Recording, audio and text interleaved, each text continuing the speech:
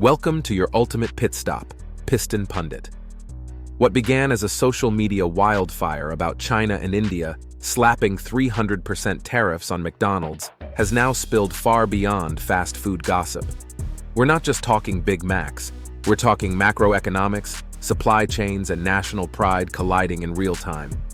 Across 2024 to 2025, McDonald's became a case study in how global trade tensions and consumer sentiment can put even the world's biggest brands on unstable ground.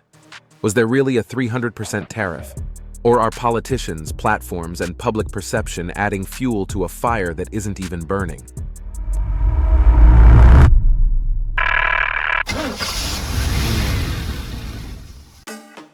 "300% tariffs or 0% truth? What China and India actually did and didn't." Despite viral headlines, neither China nor India has imposed a 300% tariff on U.S. fast food imports. Major chains like McDonald's already localize sourcing, buns, meat, packaging, logistics, so there's little burger importing to even target. What has changed is the broader trade battlefield. In April 2025, China raised certain retaliatory tariffs on U.S. goods to as high as 125%. Then, on October 10th, the White House threatened an additional 100% tariff on Chinese imports starting November 1st, alongside tighter export controls on U.S. software. These aren't aimed at burgers, but they raise costs for restaurant infrastructure, equipment, electronics, and supply systems. Add China's rare earth export controls, crucial for EVs and industrial gear, and supply chains get even tighter. India's pressure comes from public sentiment, not policy. After U.S. tariff hikes on Indian goods, social media sparked boycott calls against American brands, hurting foot traffic without any official tax. Bottom line, the 300% tariff claim is fiction. The real strain comes from broad trade tensions, export controls, and nationalist pushback. And while rumors tried to rewrite reality, McDonald's had to respond to something even more serious: falling customer demand. McDonald's demand signals, value revival, and strategic retrenchment.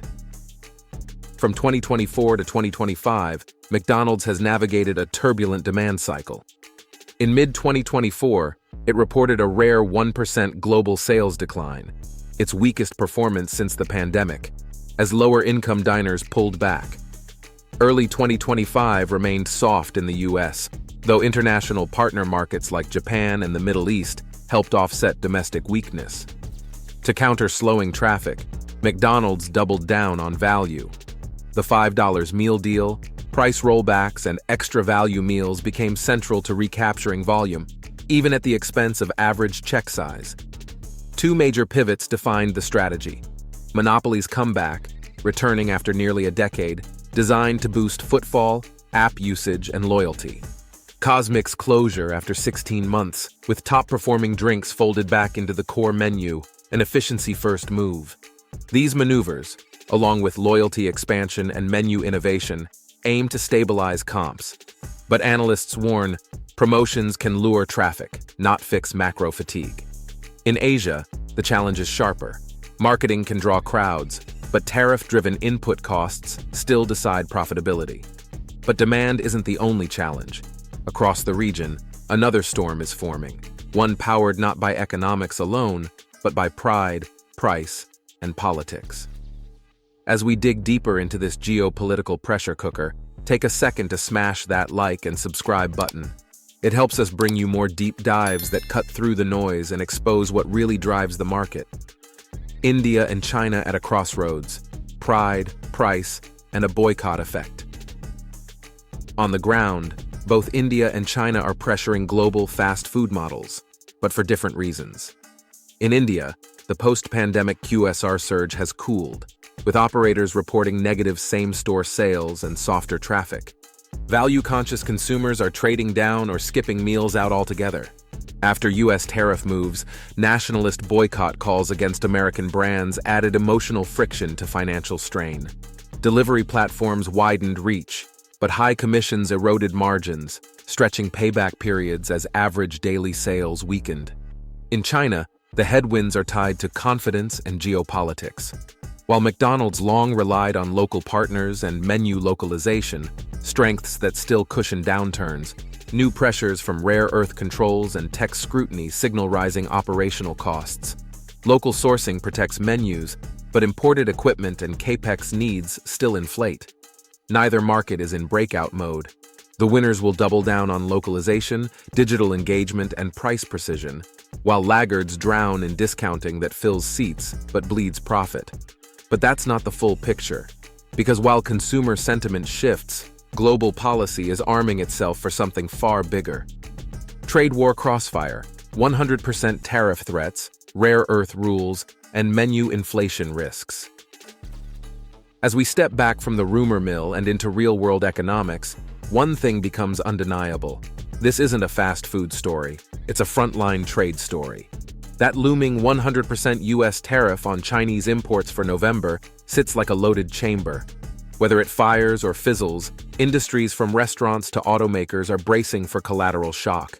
Even if McDonald's sources its beef and bread locally, the unseen backbone of every store, from POS tablets to refrigeration compressors, is deeply tied to global tech manufacturing. And China's rare earth export tightening directly threatens those links. Markets already voiced their verdict.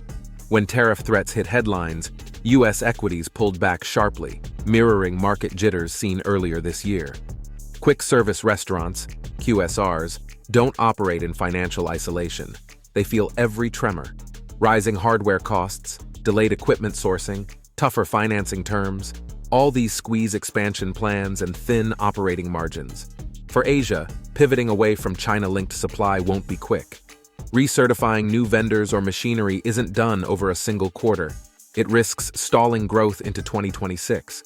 And with global stability on a knife's edge, McDonald's faces three possible futures, each shaped not by rumors but by reality.